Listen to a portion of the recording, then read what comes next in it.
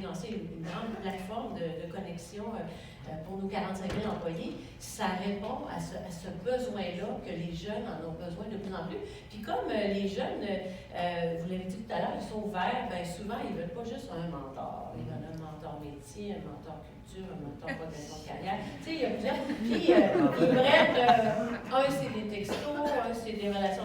Et donc, ils sont très asymétriques, mais ça génère du volume. Donc, moi, c'est le phénomène des jeunes que je trouve qui vient mettre une saine pression, parce qu'au fond, ça se faisait un petit peu, là. Mais là, de nous dire, il faut orchestrer ça, il faut structurer ça, parce qu'il y a vraiment une demande de nos employés. Mais fort intéressant, donc on le voit même, et de plus en plus, je pense qu'on va sentir cette pression-là au niveau des organisations. On voit des organismes qui déploient notamment des plateformes qui permettent justement à des gens de sortir des frontières de leur organisation pour aller chercher des mentors. Et donc là, nécessairement, ça demande à l'organisation respective de se pencher sur est-ce que cette pratique est là des bénéfices et d'intérêt en fait pour leur organisation. Donc, j'entends bien ce que vous dites au niveau de cette tendance-là et cette pression. Monsieur Bergeron-Laurentzel, vous, de votre côté, vous êtes vraiment dans un autre type d'environnement également, mais est-ce que vous voyez notamment que de plus en plus, on va devoir accentuer la pratique mentorale et qu'est-ce qui fait qu'au niveau de la société ou d'un point de vue communautaire, on a de plus en plus recours à cette pratique-là? Ou pour vous, ça a été une constance depuis le début? Bien, constant. En fait, le mouvement Grand Frère Grand Sœur existe depuis 104 ans. Fait effectivement, c'est nouveau le mentorat pour nous. 45 ans, 44 ans à Montréal. En fait, moi, je pense qu'on en parle plus. Je pense que, on a mesuré les impacts plus, on a considéré, on constate que c'est un outil hyper puissant. On a mis des mots sur la pratique. Je crois qu'il y a des recherches qui ont commencé à se faire. Bon, je parlais de neurosciences tantôt. Il y en a sur le développement comportemental, le développement de compétences personnelles et sociales. Il y a plusieurs recherches. Moi, je pense qu'on arrive dans un programme dans un moment où on en parle plus, puis on a le goût de se rassembler pour pouvoir comparer nos pratiques. Puis est-ce que la pratique qui se fait chez Desjardins de mentorat, je pense qu'on disait ça même tantôt, on fait la même chose. Le mentorat se fait, c'est les mêmes principes, mais juste il faut le constater, puis on commence à en parler de plus en plus. Sur le mentorat pour les enfants, il y a en Alberta, en Ontario, puis possiblement dans d'autres lieux, il y a des regroupements, des réseaux de gens qui se disent « Hey, on fait quoi avec le mentorat? » Puis cet outil-là, c'est-tu du mentorat? Ça a-tu le même impact? Est-ce que le mentorat a un impact parce que tu as une relation qui dure 10 ans? As-tu plus d'impact après 10 ans de relation mentorale ou après 2 ans, 3 ans?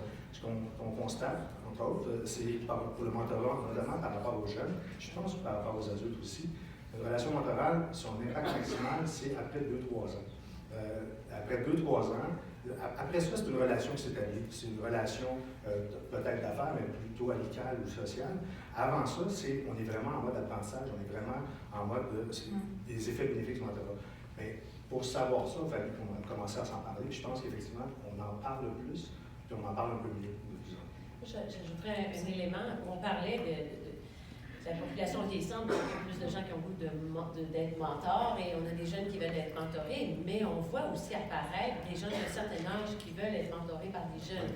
Parce que l'environnement VUCA, volatilité, incertitude et tralala, tout ce qu'amène donc la transition numérique, ben, ça fait en sorte qu'il y a beaucoup de gens qui sont déstabilisés. Donc nous, on voit des employés qui veulent être collés à des jeunes.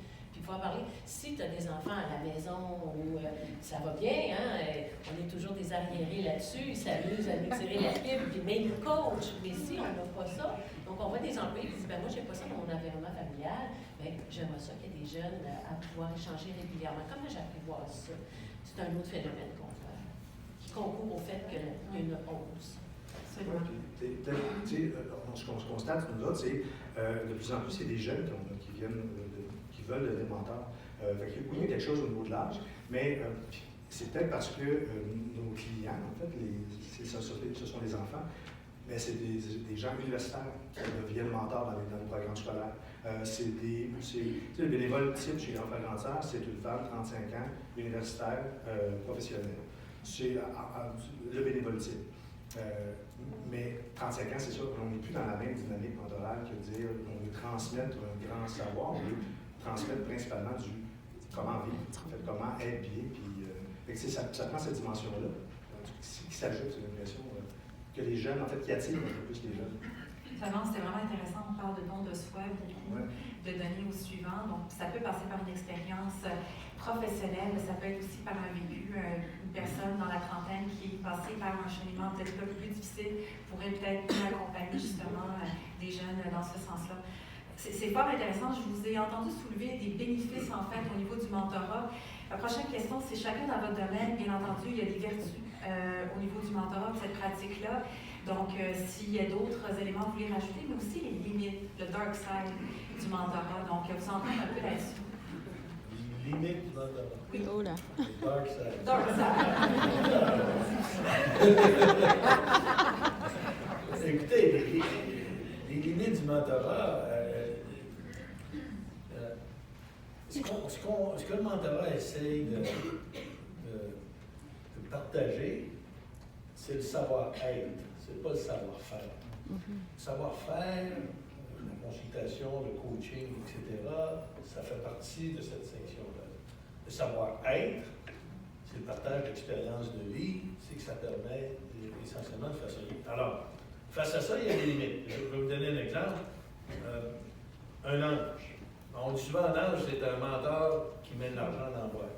Mais parce qu'il met de l'argent dans la boîte, il va biaiser, peu importe qu'il le inconsciemment, il va biaiser sa relation mentorale. C'est-à-dire que le mentoré parle à un investisseur ou à un mentor. Tu sais, je veux dire, alors, je ne suis pas en train de dire que c'est mauvais, là, pas du tout, mais c'est pas du mentorat, c'est un ange. Un ange, c'est une combinaison de partage d'expérience et de capital de façon à faire réussir l'entrepreneur. Mais c'est pas du mentorat. Dans le réseau M, ça ne se qualifie pas. Alors, il y a des limites de ce côté-là. Alors, c'est du partage de savoir-être. Et pour ça, ben, il faut avoir vécu des expériences. Alors, il y a un phénomène d'âge, mais il y a un phénomène aussi d'avoir vécu des expériences. Il y a des personnes à 35 ans qui ont des expériences de vie qui, essentiellement, font qu'ils pourraient partager des choses dans quelque chose peut-être de plus étroit ou plus ou moins large. Alors ça, c'est un des premiers phénomènes. Le deuxième phénomène, c'est que le mentor, il est plus là pour poser des questions que d'amener des réponses. Ce que je veux dire par là, c'est tout le monde a un psychiatre, hein, je suis certain. Alors, quand tu t'annonces sur le sofa du psychiatre, c'est toi qui parles, puis tu poses des questions. Je suis pas en train de dire que j'en ai une, c'est ce que je vois à la télé.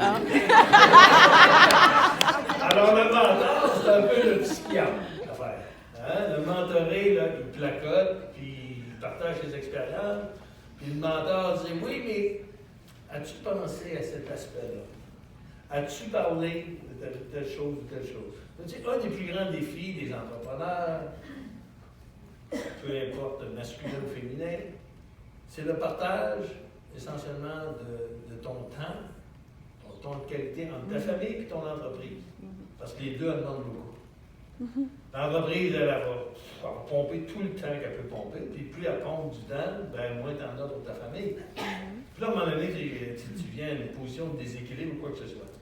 Ben, des fois, le mentor, il a passé à travers ces étapes-là. Puis il peut poser les bonnes questions, puis il peut établir certains paramètres qui font que, bon, ben, peut-être que tu vas réussir à retrouver ton équilibre, puis que si tu ne retrouves pas ton équilibre, ben, ça va avoir des impacts sur ta vie. Puis si tu as des impacts sur ta vie, ça va avoir des impacts sur ton entreprise, et oui, qu'elle doit dedans. Alors, pour moi, les limites du mentorat, c'est qu'il faut bien définir ce que c'est. Puis lorsqu'on définit bien ce que c'est, ben, on y voit les limites. On y voit les limites. Ben, c'est du partage d'expérience. Bon, ben, tu partages ce que tu as acquis. Si tu ne l'as pas acquis, tu peux difficilement le partager. Et encore une fois, il ne faut pas le mêler à autre chose. Et honnêtement, des fois, les frontières, là, c'est dans le gris. C'est pour trancher au couteau. Ça devient difficile, puis souvent, là, ben, tu peux te tenir sur la frontière, parce qu'à un moment donné, tu n'arrêtes pas, là, ça n'est plus du mentorat, je ne parle plus. Alors, c'est ça pour moi que je vois les limites. Donc, j'entends, en termes de limites, c'est vraiment cette capacité de pouvoir circonscrire un peu plus l'intervention et le rôle, mais ça peut être glissant de temps en temps, mais c'est important de bien circonscrire, en fait, cette notion-là de pratique mentorale et le rôle du mentor. Mais en termes de vertu, je trouve que faire une analogie avec le psychiatre, c'est cette capacité de faire cheminer la personne avec une pratique réflexive, donc d'être à l'écoute, de le faire cheminer, de ne pas, c'est tentant de donner la solution ou la piste de solution, mais il faut que ça émerge du mentoré ou de la mentorée. Donc, c'est quand même une vertu assez intéressante. Puis, pour ceux qui ont déjà été voir un psychiatre, c'est très onéreux. Donc, le mentorat, c'est gratuit. Alors, c'est intéressant dans ce sens-là. C'est ouvert par carte d'assurance maladie. Ah, bon. Ouais. Vous avez le choix de faire toutes sortes de cheminements réflexifs dans ce sens-là. Les grandes vertus et les limites pour vous, Mme Campi? Bien, les grandes vertus, c'est sûr que c'est une façon peu coûteuse de pouvoir se développer. Puis ce que je trouve aussi, ce que ça génère chez les mentors, c'est vraiment un sentiment de fierté, d'engagement. Donc, c'est vraiment un win-win, cette affaire-là. C'est un potentiel extraordinaire. Puis ça instaure aussi une culture de l'apprentissage. Ça n'a pas besoin, des fois c'est un bout avec une personne, un bout avec une autre personne, c'est pas toute la même fréquence, la même formule, mais de toujours avoir quelque chose en mouvement, d'apprendre, d'échanger. Mais la limite que je vois, c'est la même que M. Serrois. Si l'objectif n'est pas bien établi, à un moment donné, moi, des fois, je me suis dit, mais là, c'est plus moi qui ai besoin. Cette personne-là, je sers comme de soupape. Je suis comme un psychologue. Je ne veux pas dire psychiatre, mais psychologue, je me dis, oh, là, C'est plus charmant psychiatre, ça. Oui, c'est la personne a des frustrations envers son gestionnaire. Je me dis, oh, tu as d'autres choses à régler. Fait que, oui, comment comprendre bien l'objectif de savoir quand est-ce qu'il faut mettre fin ou sous quelle forme on veut poursuivre. Mais l'objectif est aussi important. Je vous ai dit tout à l'heure, les jeunes, c'est les textos. Ben, il y a des fois des choses, des textes, je me dis, on va se parler. Donc, il faut que le moyen et l'objectif y aillent ensemble aussi. Là. Ça, c'est bien important. Puis, je vous dirais que nous autres, on a lancé une plateforme pour le mentorat. Puis, la grande question qu'on se posait, la limite qu'on avait, on disait aux gestionnaires, vous pouvez aller vous inscrire, vous avez le goût de faire du mentorat. Puis, aux employés, vous pouvez vous inscrire pour être mentoré. Mais là, est-ce que je gère ça? Est-ce que je sélectionne ces gens-là ou je laisse la plateforme complètement ouverte? Ça, on s'est posé la question. On a rencontré des gens à l'interne, des gestionnaires de plusieurs groupes. Là, ils disaient non, laissez ça ouvert. Si à un moment donné, ça ne marche plus, bien, la personne n'en aura pas. Elle n'en mentorera pas des personnes. Mais commencez à dire, est-ce qu'on lui met un fil, un tag Desjardins, il a passé la certification de mentorat Desjardins? Non, le coaching, c'est une autre affaire. Mais le mentorat, on l'a laissé ouvert en disant, ben, on prend ce risque-là. Parce qu'évidemment, il y a tellement d'accompagnements différents que d'essayer de camper ça, dans bien des choses qu'on campe dans notre domaine, ça, c'est un petit peu pire.